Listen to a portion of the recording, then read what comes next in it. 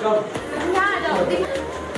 इधर आ जाओ, रिकैप करते हैं। प्रीवियसली हमने क्या पढ़ा? जो फर्स्ट टर्म होती है उसको हम रिप्रेजेंट करते हैं A1, A2, A3 टिल कहां तक? A1। और AN से जो पहली टर्म होती है वो क्या होती है? A1।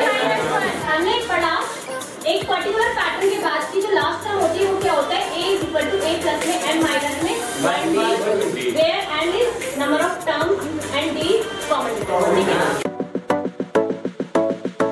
Some of arithmetic progression. ठीक है, सम ऑफ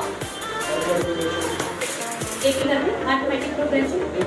ठीक, अच्छा अगर हम ट्रेडिशनल मेथड पर चलें तो ट्रेडिशनल मेथड पे हमने क्या सीखा कि अगर मैं आपको बोलूं नेचुरल नंबर 1, 2, 3 अप टू 100 तक आपको सम करना है तो आप कैसे करोगे?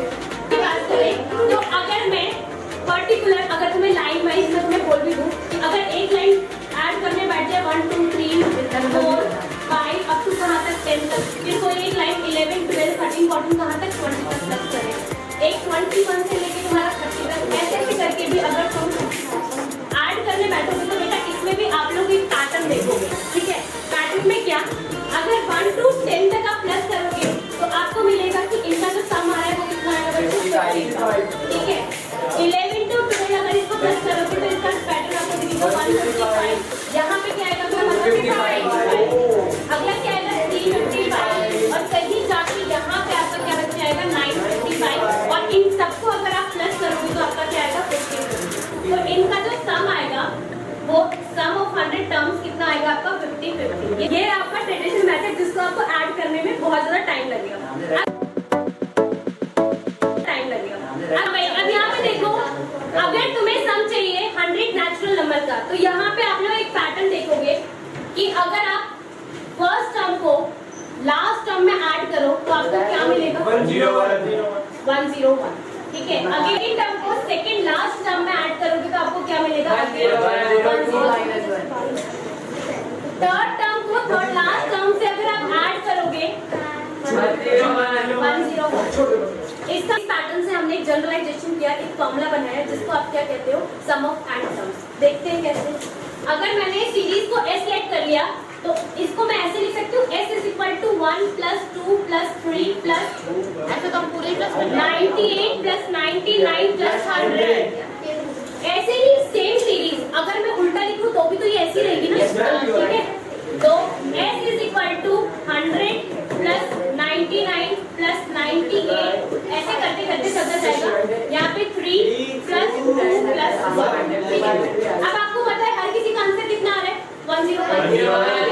तो मतलब this can also be written as, मतलब अगर मैं इसको इक्वेशन नंबर 1 ले लूं, ये इक्वेशन नंबर 2 है।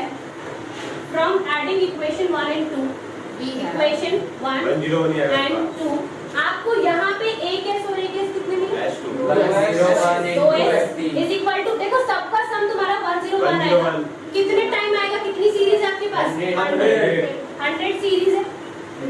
ठीक है, 101 बेसिकली तुम्हारा आया क्या? अच्छा, इस टर्म को अगर मैं स्प्लिट करके लिखूं, ध्यान से देखना, अगर इस टर्म को मैं स्प्लिट करके लिखूं फॉर्मेट तो this can be written as first term. चुप हो जा, first term plus last term.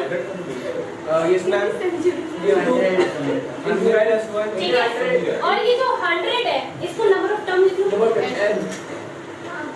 Number of terms.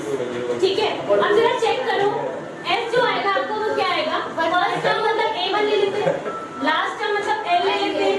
तो पैटर्न को देख, इसका आंसर भी 101 आएगा, इसका आंसर भी 10 आएगा, इसका भी 101 आएगा। कब तक आएगा? 100 टाइम्स। तो ये 100 टाइम्स को 100 लिखा मैंने, 100 टाइम्स में मल्टीप्लाई 101 आने वाला है।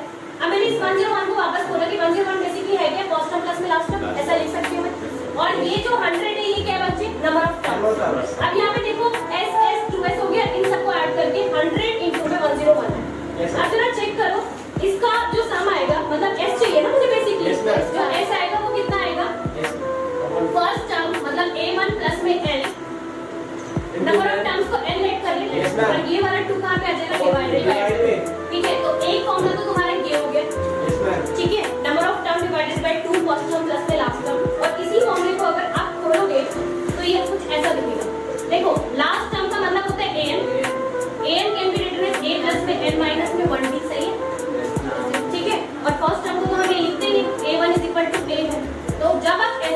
लिखोगे S N is equal to क्या होगा, नंबर ऑफ टर्म अपॉन में 2, ये वाला, ठीक है। और ए की जगह पे आप ए ही लिख रहे हो, प्लस में लास्ट टर्म को लिखो जरा, ए प्लस में एन माइनस में 1, सही है। अब इस फॉर्मूले को जरा खोलो, ये क्या बनेगा तुम्हारा, ये बन जाएगा तुम्हारा S N is equal to N by 2, a plus a कितना हो जाएगा 2a,